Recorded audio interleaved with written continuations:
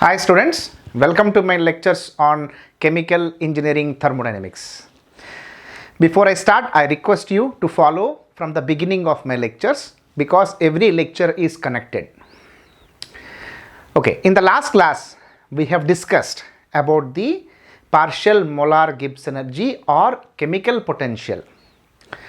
In today's lecture we have to lay some foundations of non-ideality of the gases. Those foundations, because till now we have discussed about the ideal gas structures. From this present onwards, we are going to discuss some non-ideal gas mixtures and non-ideal pure gases. To deal with the non-ideal gases, people have coined the term called fugacity. Fugacity is something to do with non-ideality of the gases, because in reality every gas or gas mixture behaves in a non-ideal way.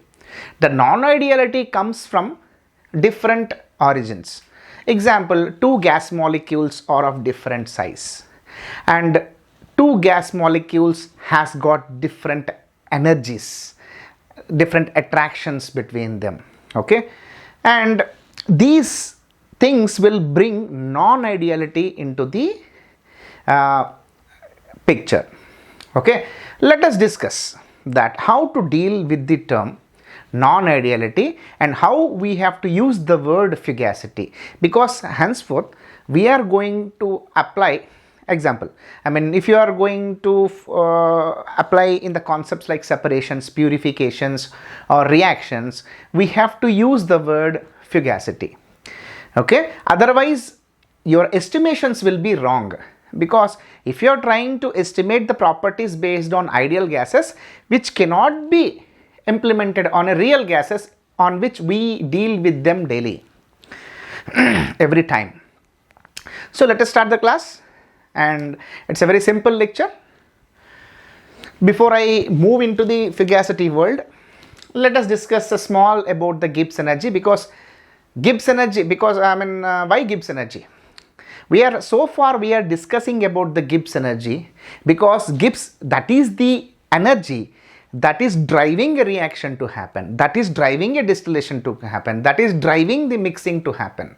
Okay, if that is the case, and we have to invoke that fugacity term in the Gibbs energy, so to deal with the non-ideality of the gases. So let us start with today's content is alternative expression for Gibbs energy and the foundations of the fugacity in today's lecture. Let us deal with the first side, which is the alternative expression for Gibbs energy. If you remember, any gas consisting in any set of any container, how we can able to find out the Gibbs energy of this particular gas? The thing is, if you know enthalpy and if you know entropy of this particular gas, then you can able to calculate what is the Gibbs energy of this particular gas. There is an alternative expression which will be more useful when we apply the concept of fugacity. So what is that alternative expression for the Gibbs energy? The Gibbs energy of gas in an ideal gas state is RT into P. P is the pressure of the gas plus some integration constant. Okay, this constant we generally see in the book Smith and Vaness book. Typically I used to follow that book. How this expression has come, which is useful further. You know, dG is equal to VdP minus SdT. Majority of the cases temperature should be constant to evaluate any parameter. So if I keep the temperature as a constant, okay, then what happens? Change in temperature, which is dT equal to 0, and this particular expression will become 0, then dG is equal to VdP. Ig is representing ideal gas state. So if you integrate, okay, then you get, for this constant, this is GIIG, what is 1 by P dP, RT are constants which comes out of the integral, and 1 by P is nothing but lnP. Okay, and because it is a inexact integral, so you get an integration constant. Okay, this symbol, okay, tau of t something, it is called integration constant, comes from the integration. Okay, this is how the Gibbs energy of the mixture. You can use this formula to calculate, or you can use this formula to calculate the Gibbs energy of this particular gas, which is a pure gas, which is an ideal state. When you apply the same formula in mixture states, in ideal gas, if two or more than one gas is present, then it is become a mixture. Okay, A and B mixture are there. How to find out the Gibbs energy of A plus B in this mixture? Gibbs energy, total Gibbs energy is a summation of its partial Gibbs energies.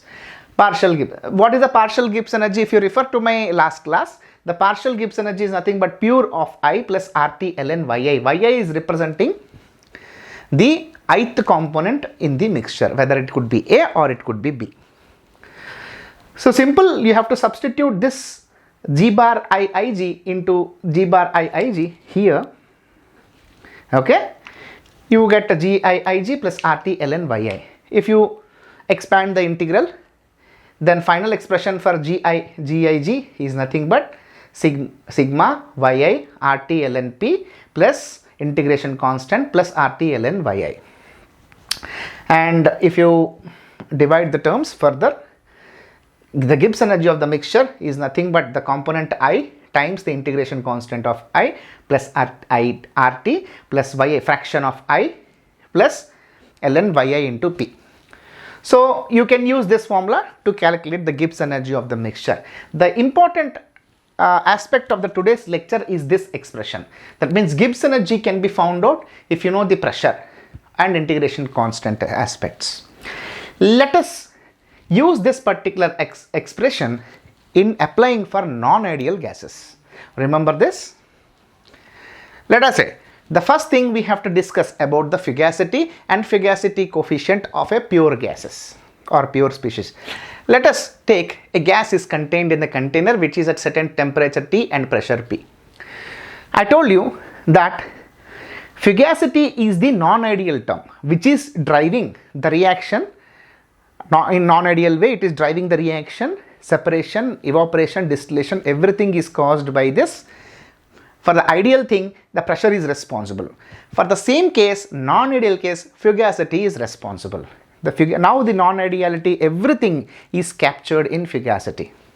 So that is why Gibbs energy of I in ideal gas state is integration constant plus RT ln P. For the same, if it is this gas is behaving non-ideally, then Ig, the ideal gas, whichever you have to remove this ideal gas state, now it become a real state. So Gibbs energy of I for a pure component is nothing but integration constant plus RT ln F. Here it is P, here it is F. Now P is replaced with F to account for non-ideality. This is for ideal gas, this is for non-ideal gas or real gas. If real gas is behaving ideally, then fugacity will be equal to pressure. What happens if non-ideal gas will behave ideal gas? Then fugacity will be equal to the pressure of the gas. The difference between real and ideal gas property is called residual property. Non-ideality of the mixture brings some extra thing in the system. That extra thing is counted in terms of residual Gibbs energy.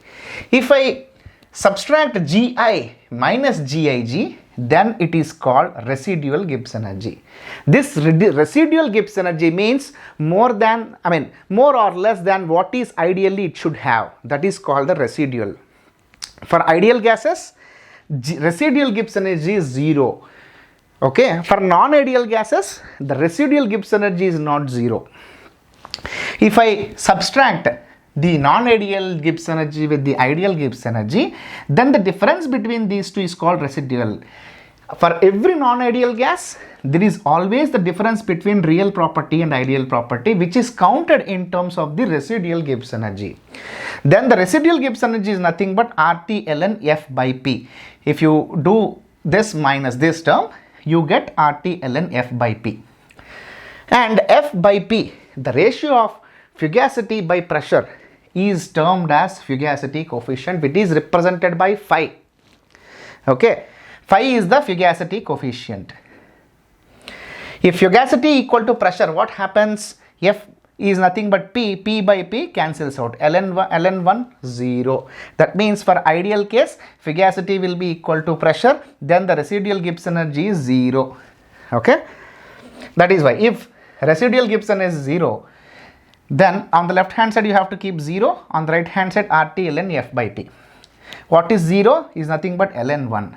So if you equate these two terms, if residual Gibbs energy is 0, that means for the ideal cases, fugacity will be equal to pressure.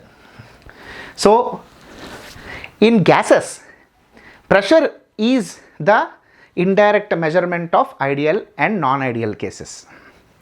For the liquids, it is not. Okay, we will deal with the liquids at the later stage. So let us apply the fugacity concept for a vapor liquid equilibrium. Okay, one second. Fugacity, vapor liquid equilibrium. Imagine there is a gas, there is pure gas is present. The gas is present in such a state that simultaneously liquid and gas both are available, okay, during evaporations. Okay, this is a red thing I am represented as a vapor of A, the blue thing I am representing a liquid of A. Okay, that means I am dealing with the pure systems. If vapor and liquid exist simultaneously, if both are existing simultaneously, there must be a property which is same in both. That is why they are existing at the same time. The property which is existing, which is same in the both liquid and vapor, which is called Gibbs energy, because Gibbs energy is a function of temperature and pressure.